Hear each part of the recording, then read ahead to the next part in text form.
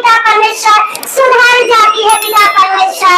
मैं धन्यवाद करती प्रभु वैसा विश्वास आज हर एक भाई बहन के जीवन में होने पर पिता परमेश्वर।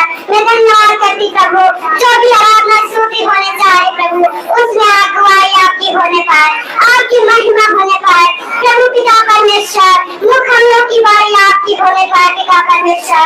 आप पिता परमेश्वर सच्ची आत्मा दे प्रभु जिससे हम लोग आराधना कर सके पिता परमेश्वर। हालेलुया धन्यवाद पिता परमेश्वर। मैं धन्यवाद देती प्रभु विश्वास करती प्रभु आपने हमें आशीष प्रदान मैं इसके लिए धन्यवाद देती प्रभु।